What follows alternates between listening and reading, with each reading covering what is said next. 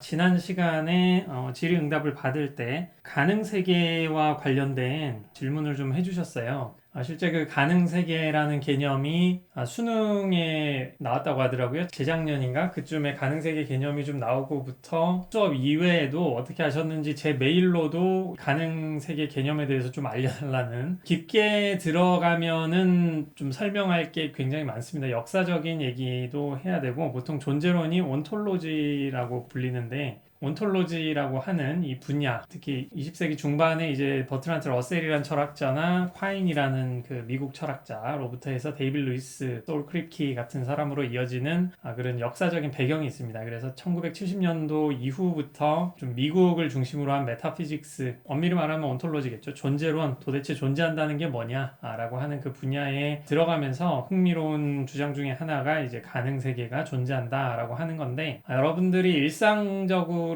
생활을 하신다든가 공신력 있는 시험에 이 가능세계 개념이 나오기가 참 어려운 건데 이미 나왔기 때문에, 나오게 된다면은 어느 정도만 생각하면 되는가, 그 정도는 제가 좀 알려드리는 게 나을 것 같았거든요. 제가 오늘 간략하게 제가 준비를 해온 거는 데이빗 루이스의 1973년도 저작, 굉장히 유명한 책입니다. 카운터팩추얼이라는 책이고 84쪽에 보시면 되고요. 이게 아마 장 이름이 제가 알기로는 Foundations라고 돼 있을 거예요. 그러니까 그 기초 정도로 기초나 근간 정도로 번역을 할 수 있을 텐데, 84쪽에서 3, 4페이지 정도, 그 정도 부분에 본인이 생각하는 이 가능세계라는 개념, 그리고 가능세계가 실제 존재한다는 거에 대해서 논변을 제시하고, 그 논변에 대한 가능한 발레에 대해서도 하나하나 이제 얘기를 하는 방식으로 글이 적혀 있는데, 그 마블 코믹스 같은 데서 멀티플 유니버스라고 해가지고, 뭐 예를 들어서 저 같은 사람이 있는데 그쪽으로 넘어가면은 뭐 직업 군인인 가능세계, 뭐 그런 거를 또 생각을 하는 거잖아요. 뭐 그렇게까지 이제 상상을 하시는 방식으로 가능세계를 생각하시는데, 물론 그런 주장을 하는 사람 중에 하나가 이제 데이빗 루이스라는 사람이고, 그래서 뭐 그렇게 생각을 하셔도 되는데, 끝까지 생각을 하시면서 가능세계는 정말 어려운 개념이다, 뭐 시험을 준비하신다든가 뭐 할 때 그렇게 보시는 거는 너무 불필요한 지식을 전제하는 그런 부분이 되기 때문에, 거기에 대해서 좀 약간만 기본적인 직관이 뭔가, 그것만 좀 말씀을 드리겠습니다. 물론 뭐 실제로 이런 지문이 나온다면은 당연히 그런 얘기는 나올 수는 있겠죠.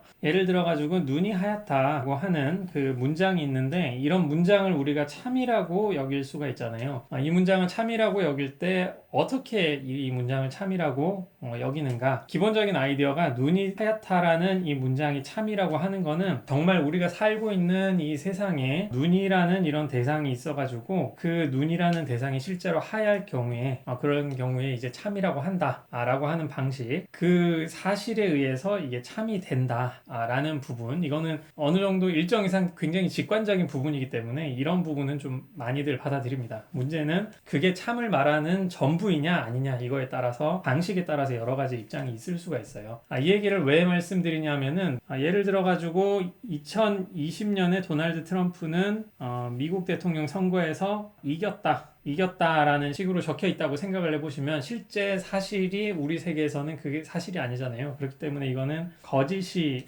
될 수가 있는 건데, 2020년에 도널드 트럼프는 미국 대통령 선거에서 이길 수 있었다라고 하는, 이길 가능성이 있었다라는 문장 자체는 보통 우리가 다 참으로 이렇게 여기게 되거든요. 물론 그 바이든 지금 대통령이죠. 현재 대통령과의 표수가 상당히 좀 큰 차로 지기는 했지만, 그 전에 이제 박빙의 그 선거 위치에서 어떤 다른 변수가 있었다고 할 때, 우리는 뭐 도널드 트럼프가 미국 대통령의 재선에 이제 성공하는 그런 사례를 한번 생각을 해볼 수도 있고, 그런 가능성이 있었다라고 하는 거에 대해서는 상당히 당연하게 여기는 것 같거든요. 그래서 이거를 우리는 참이라고 여길 수가 있을 텐데, 그렇다면은 이 문장을 참이게 여기는 건 도대체 무엇이냐? 만약에 이런 문장, 이길 수 있었다가 아니라 선거에서 졌다라고 하는 방식, 졌다라는 그 문장이 있다고 해보죠. 이까지는 같은데 선거에서 졌다라고 하는 문장이 있으면, 2020년도에 우리 세상에서 실제 대통령 선거에 트럼프가 졌기 때문에, 그렇게 되면 우리는 참이라고 여길 수가 있을 거 아니에요. 그러니까 그 경우에는 실제 사실이 그러니까 이거는 참이다, 실제 세상이 근거가 돼가지고 이게 참이다 라고 할 수 있는 그런 케이스인데, 이길 수 있었다라고 하는 거를 우리는 참으로 참으로 여기는 것 같아요. 예를 들어서 2020년도에 바이든 후보가 미국 대통령 선거에서 이겼다라고 하면은 실제 사실에 근거해서 그걸 참이라고 우리가 얘기를 하듯이 2020년도에 도널드 트럼프는 미국 대통령 선거에 이길 수 있었다라고 하는 이 가능태, 보통 양상이라고 얘기를 하는데, 그런 문장이 참이 되는 것도 어떤 그걸 참이게 만들어주는 실제 팩트 같은 그런 것이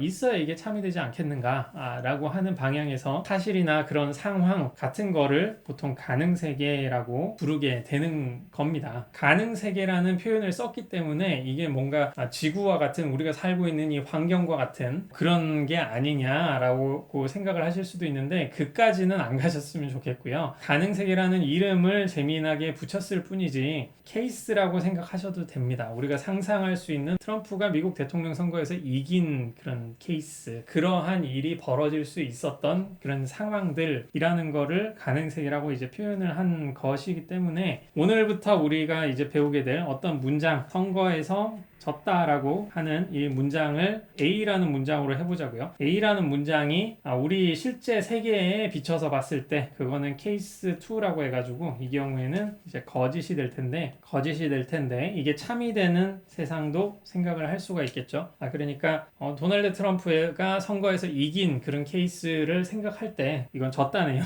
진 케이스, 실제로 우리 세계에서는 졌다고 할 때 그럴 경우에는 케이스 1이니까 이제 참이 되는 거고, 실제 트럼프가 그 선거에서 이긴 케이스도 한번 상상을 할 수 있잖아요. 그렇게 되면 지금 미국의 상황은 또 뭐 많이 바뀌었을 거고 여러 가지가 있을 텐데, 그런 케이스, 실제 뭐 그런 세계가 존재하든 말든 그런 건 잘은 모르겠는데 그런 케이스를 한번 생각해 볼 수 있는 거, 그런 경우에는 이게 거짓이 되는 거겠죠. 나중에 진리표를 그릴 때도 가능세계 비슷하게 사용되는 게 이제 이 경우라는 개념으로 또 사용이 될 겁니다. 그렇다면은 뭐 어떤 분들은 그러면은 어떤 거든지 다 상상을 할 수 있냐라고 또 물어보실 수가 있는데, 최소한 모순적인 케이스가 아닌 케이스라면은, 그러니까 어떤 문장을 참이거나 거짓이라고 생각할 수 있는 케이스 여러 가지를 생각할 수 있잖아요. 그런 것들은 다 좀 넓은 의미에서 가능세계라고 여기는 그런 개념으로 좀 간략하게 이해를 하시면 되겠습니다. 물론 깊게 들어가면 좀 다를 텐데, 여러분들이 좀 약간 조심을 하실 부분은 가능세계라는 표현을 씀으로 인해 가지고 뭐 실제 그런 세상이 존재한다든가, 아니면 가능세계가 어떤 굉장히 복잡한 체계를 지녀 가지고 이런 문제를 푸실 때 되게 좀 고민을 하게 만드는 그런 게 있다든가, 그런 생각은 좀 하지 마시고요. 간략하게는 어떤 문장이 있다면 그 문장이 참이 되는 상황, 이 문장을 참이게 만들어주는 어떤 사실들을 한번 상상을 해봤을 때, 그런 사실들이 있는 경우, 거짓이게 만드는 사실들이 있는 경우 정도로 좀 간략하게 생각을 하셔도 제 생각에는 그렇게 큰 문제가 없다고 봅니다. 그 이상의 가능세계에 대한 어떤 뭐 문제를 푼다든가 그런 정보가 필요하다면은, 그거는 가능세계라는 개념을 접하는 맥락에서 여러분들한테 이제 설명을 해줘야 되는 그런 거니까요. 그 정도를 좀 알아주시고요. 텍스트만 약간 보고 진행을 하도록 하겠습니다. 이 논변을 제대로 이해를 하려면 영어식 표현이 가지고 있는 특징을 알아야 되기 때문에 번역문만 얘기를 한 거는 아니거든요. 주요한 논변이 나오는 부분이 이제 그 밑에 부분 84쪽 아래쪽 부분에 나오는데, 핵심적인 부분은 실제 철학적인 논변을 나중에 바로 다음에 보여드릴 텐데, 논리적으로 복잡한 구조를 가지는 케이스는 그렇게 보기는 좀 힘든 것 같아요. 그러니까 이 부분을 가지고 있는 거죠. 뭐 어떤 상황이 벌어졌을 때 그 상황이 아닌 다른 상황도 벌어질 수 있었다라고 하는 거를 믿을 수가 있는 거죠. 저 같은 경우는 이제 학위를 받고 논리학을 전공하며 강의를 하고 있는데, 제가 다른 직업을 가졌을 뭐 회사원이 되었다든가 공무원이 됐다든가 아니면 그냥 백수로 놀고 있다든가 그런 상황을 얼마든지 생각을 할 수가 있잖아요. 그래서 뭐 인원변에서는 이 부분이 중요합니다. I believe라는 게 중요해요. 여기 so do you라는 표현도 있는데, I뿐만이 아니라 우리들은 어떤 일들이 다른 식으로 벌어질 수 있었다라고 하는 무수한 그 상황에 대해서 우리는 믿고 있다. 그러니까 믿고 있다는 거는 그 상황이 그럴 수 있었다라고 말할 때, 힐러리 클린턴이 대통령이 될 수 있었다라고 말할 때 그 문장도 이제 참이라고 여긴다는 거죠. 그런 식으로 얘기를 할 수 있는데, 그 다음에 아주 논변이 되는 거는 패러프레이즈라는 이 표현이, 이제 깊게는 설명 안 하겠습니다. 너무 길어지니까. 20세기에 있는 그 언어 철학이 시작하는 그 시기에는 일상 언어를 논리적으로 실질적으로 어떻게 번역을 할 수 있는가, 그리고 그 문장이 어떤 방식으로 참이 되는가, 그래서 참이 되는 문장들만 실질적으로 의미가 있는 문장들이다 라고 여겨가지고 그 논리학의 언어나 이제 좀 정제된 언어로 바꿔 쓰는 그 방식을 굉장히 많이 사용을 했었는데요. 여기에서 그 테크닉을 한 번 더 쓰는 거죠. 그 바꿔쓰기 방식을 허용하니 이거를 뭐 아래와 같이 실제로 세상에는 그럴 수 있는 다른 상황이 존재한다라는 표현으로 이 문장을 이렇게 바꿔 쓸 수 있으니까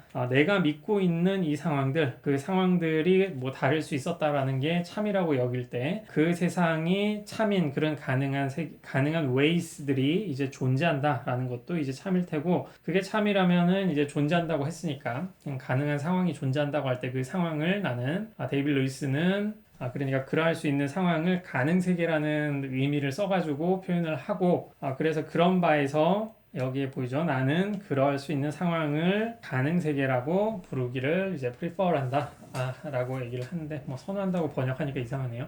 그래서 가능세계가 존재한다고 여긴다 라고 하는 건데, 뭐 많은 얘기를 했지만 중요한 부분만 한번 뽑아 보자면은 I believe라는 게 여기서 중요하고요. 무수한 방식으로 어떤 상황이 다를 수 있었다라는 거를 나는 믿는다. 단순히 나가 아니라 뭐 우리들은 믿는다. 이렇게 좀 여기시면 되겠고요. 그게 하나의 전제였고, 이 전제가 이제 참이라는 거를 내가 믿기 때문에 이 뒤에 있는 이 문장이 이제 참이라는 거를 데이빗 루이스는 전제를 하고, 그 상황에서 이 문장을 이제 언어 철학이나 논리 철학의 그런 언어로 이제 바꿔 쓴 문장을 이렇게 제시를 하는 거죠. 전제에 이 문장이 참이라면 바꿔 쓴 이 문장도 참이다 라는 것을 전제하는 거고요. 그래서 there are many ways 라는 그런 방식이나 상황들이 있는데, 어떤 상태들이 things라는 것이 다를 수 있었던 그런 많은 상황들이 존재한다. 근데 그 존재한다 라는 말을 쓴 문장이 참이라고 하는 거는 그 ways들이, 이런 것들이 실제 존재한다는 거 아니냐, 이런 ways들을 나는 possible world라고 얘기를 할 것이다. 그러므로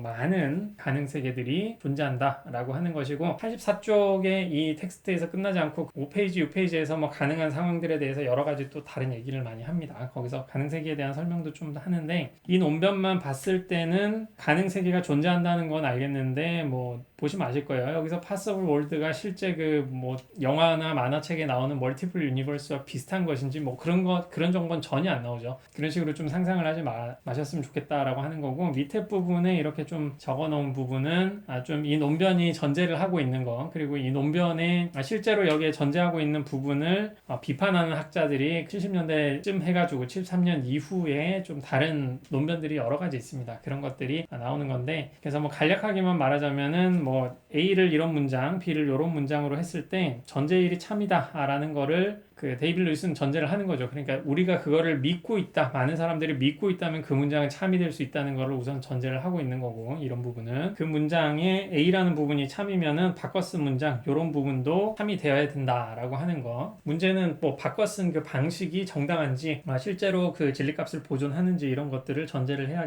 되는 거겠죠. 그리고 그러한 상황이 존재할 때 그 상황이 가능세계라고 하는데, 데이빗 루이스가 가능세계를 어떠한 방식으로 이해를 하는지 모르겠지만, 어떤 사람들은 진짜 뭐 지구가 있듯이 그런 세상이 막 존재하는 듯이 뭐 지구와 비슷한 어떤 행성 같은 게 존재해서 뭐 그런 것이 이제 세계다, 아니면은 은하계와 비슷한 뭐 다른 종류의 은하계가 뭐 실제로 존재한다, 그런 종류의 사실을 정당화하는 방식이라면 이걸로는 부족하겠죠. 어떤 우리가 상상할 수 있는, 우리가 믿을 수 있는 다른 어떤 종류의 그 상황이 있다고 해서, 그리고 그 상황에 해당하는 문장을 우리가 참으로 여긴다고 해서 실제 그런 가능세계가 존재하느냐, 이런 거에는 좀 뭐 여러 가지 다른 사정이 필요하겠죠. 그래서 이 논변에 대해서 여러분들이 비판을 한다면은 여기 점점한 부분을 비판을 하는 방식, 이런 전제가 잘못되었어, 이런 식으로 비판을 또 할 수가 있는 겁니다. 그래서 가능세계에 대한 뭐 대표적인 논변, 가장 유명한 논변 중에 하나인데, 그거를 소개를 했고, 한번 그 텍스트에 있는 거를 이렇게 짧은 방식으로 그 논변만 추출을 할 수가 있잖아요.